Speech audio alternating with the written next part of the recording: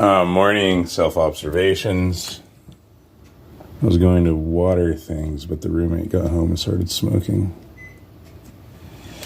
Anyway, yesterday I overate, and I'm thinking that overeating might be a painkiller. I don't even know if it was overeating. My body just might have needed the food. Points to Catholicism over Judaism here is they actually sent me money to pay for food because my food stamps ran out because they got, lowered or whatever for no more COVID boost. And I didn't plan accordingly to pay for the rest of food with my disability money. Oh well. But yeah, so let's see, how much food do I have here? Right now I've got these two chicken things, which in theory, right, I'm doing this all mathematically, food per day. Those I can make last 4 days, half each day, and then in the morning I eat eggs. I've also got kosher hot dogs. Whew. But yesterday and even this morning, my right knee is hurting, insanely painful, and so is my right wrist. And I think that's from doing all the exercises. Like, extremely painful, not just in the back of the right knee. I'm pretty sure my meniscus tendon is getting a lot of strain from exercise, bicycling every day. A lot of foot pain, etc. But also the front lower part of the lower leg near the ankle and the ankle, etc. My nerve endings must be insanely sore because I just pulled one of these out of this foot because it was hurting really bad, like throbbing pain. Part of me thinks increasing the neural activity from doing the required reading is having this effect of increasing nerve ending response. But I'm still the only one who's washing the dishes and vacuuming, and that's $30 off the rent every month. So that's like $1 a day, which is really shit. I don't get why I'm the only one who cleans. I think that's a really selfish and shitty thing of my roommates, given my amputations, but they work and I don't, but now going to school. But at least the Catholic Church did help with money for food. This inflation is terrible.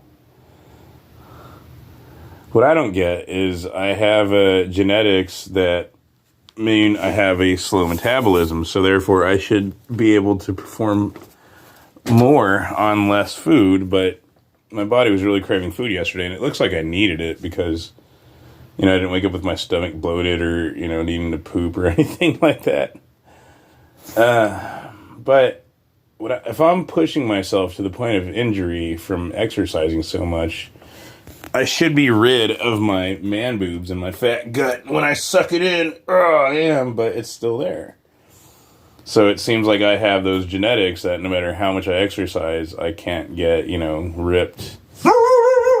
And so that's another thing that gets me, right, with genetics and environment, epigenetics. I couldn't get help and care and support to save my life out in Seattle. And so I recall that I ended up having to help myself, right? That's the asshole American attitude. Americans love that. Yeah, fuck the crippled. Force them to fucking walk. And so with that, I began to isolate and identify contributing factors to maladaptive thoughts and behavior. And this seemingly became sort of a threat to people who were, selling marijuana, pushing marijuana on the general population for more than just profit, but power and control, etc. It was a tool for social engineering, even among the working class, lower class whites. They knew exactly what they were doing and that they were using it to climb up in the hierarchy of income, power, etc. Even though they were destroying the lives of their own people. So I thought that Christianity would be like the antithesis to the antagonist to the agonist. Yet, because I identified Seattle culture in general as a hypersexualized hookup culture of drug abuse and addiction, and I noticed the absence of faith and religion. So, going to the church, I was sorely disappointed, to put it mildly, into the fact that Christians fail to actually oppose these things authentically, like tangibly, right? Oh, we prayed about it and we spoke about it, we memed about it on the internet, but it still happened. Oh well, God's plan.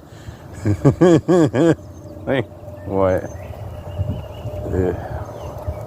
But beyond that, because, these things do matter, I realized that Christian family, the church family, failed to be an effective replacement of my family. Get out of it. They were just as bad. If not, I don't know, maybe it's all people are like this, but that's where you get points to Judaism. In reading, I can't remember which book, I think it was Jewish Eugenics, they discuss how Judaism has all these things in place to prevent freeloaders. Very effectively prevent freeloaders from joining their churches, their synagogues. And that is smart, right? Because you keep more of a positive than a negative. Just like any system, right? Production has to outweigh consumption. Positive has to outweigh negative for it to thrive and continue. You don't want to sink the ship, so to speak. Whew. So yeah, get out of it. Morning, Kathy.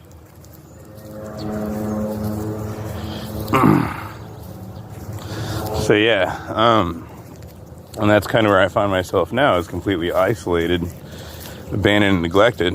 The last time, when I first moved here, I was on this health plan where, I had a caregiver visit me once a week, a community support person is what they called it. And he would bring food and things like that. Like, I told him I was kosher, but he still bought bacon. But at least, somebody came out and visited me. That was very nice. And they arguably could have gotten me to, these hospital or doctor's appointments and things like that. Could have helped me set up a primary care physician, etc. But then the government went ahead and out of nowhere decided to switch my insurance without asking me. And ever since then, I haven't seen a single person for my health or anything in months. I think it's been like 7 or 8 months now. And it's been over 2 years since I've seen a real doctor. So, yeah, abandonment, isolation, and neglect. There's no church that I've been to yet that's authentically been able to show up in person without being asked and, effectively help these things or deal with these issues or help me to deal with them. Whew. So one of the hopes is if I convert to Judaism, that Jews will actually be like, oh, come on, dude. I'll go to your house right now. Let's get you to a doctor. Da-da-da-da-da.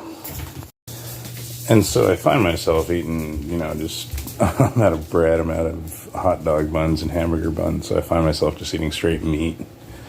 But any sort of, sauce or dressing I can put on it is, of course, a blessing. So it's pepper on the eggs and this cayenne dressing on, the meat because it's vegan, so there's no dairy in it, so it's kosher to mix this dressing with the meat.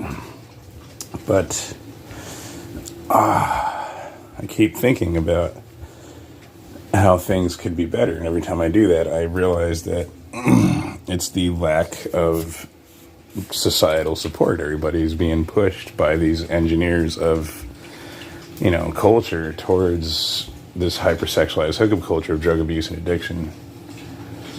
And to me, that's a huge contributing factor to the decline of our civilization, as well as, on an individual level, the decline of community support for people like me, people who don't do drugs and try to go for, sexual morality, like monogamy and things like that. Those things are very punished aggressively by our society. And so the theory is, because I know that joining the Catholic or Christian churches won't produce the results I want. I've tried that and it's failed many times. But the theory is if I join Judaism, that'll happen.